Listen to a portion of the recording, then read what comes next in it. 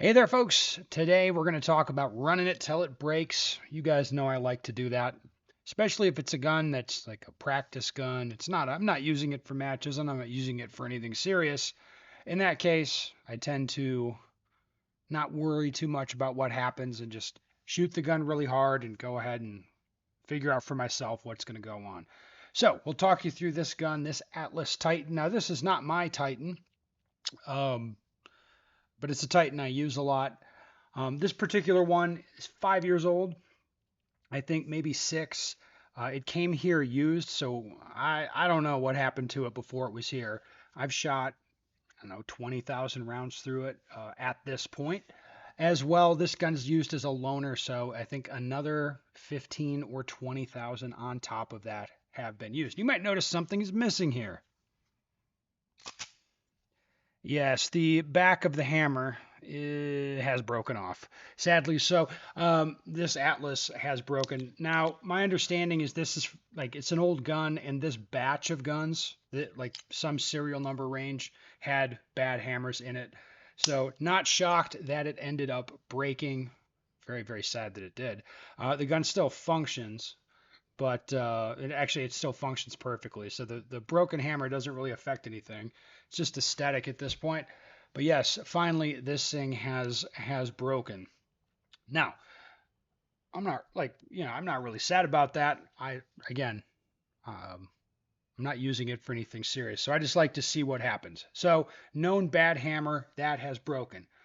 More interestingly to me, like that, experience I can glean from this and take to my other guns, or the guns that I use all the time. Uh, this gun, again, with all that shooting and stuff, it started hammer following yesterday.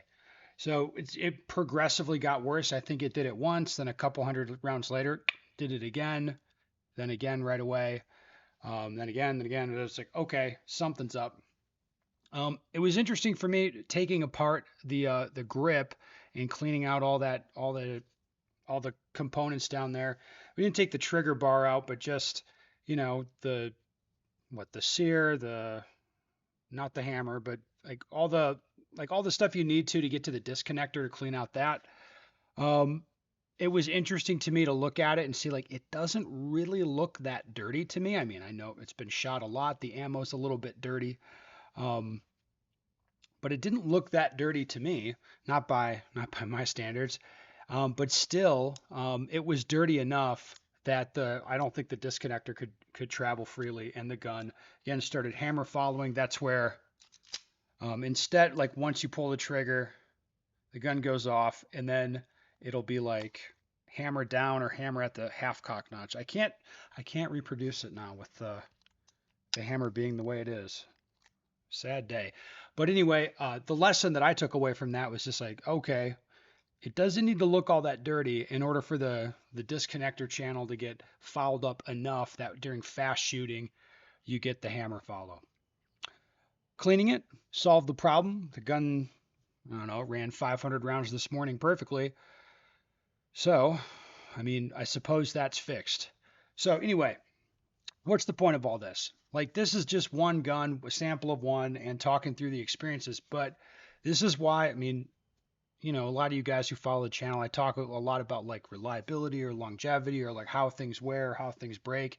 Like, this is how you learn it. Is this you run the shit till it breaks, and it's like I'm not changing springs or religiously cleaning the gun all the time. The extractor channel got cleaned out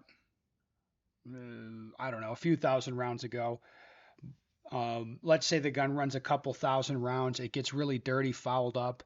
I can feel the slide's not reciprocating the way I like, whatever. I know I can clean it, that problem goes away, and so on. Again, this just gives me some insight into like what to expect from guns like this as they get shot a lot over time.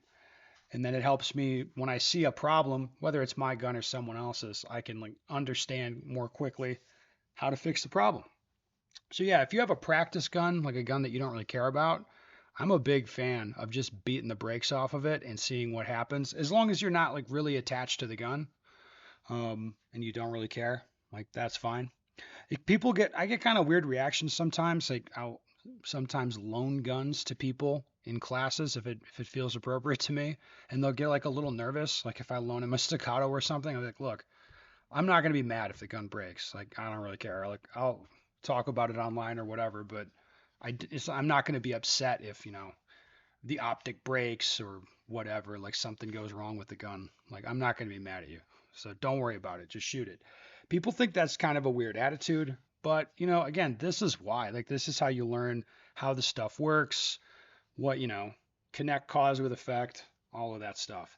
So anyway, running until it breaks. We finally hit the breaking point on this particular Titan, and I'm learning about keeping it clean.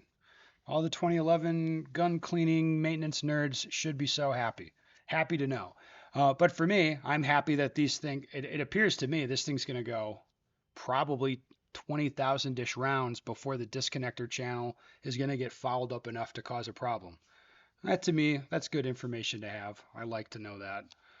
All right. Well, that's enough. I'll be curious what kind of comments you guys have.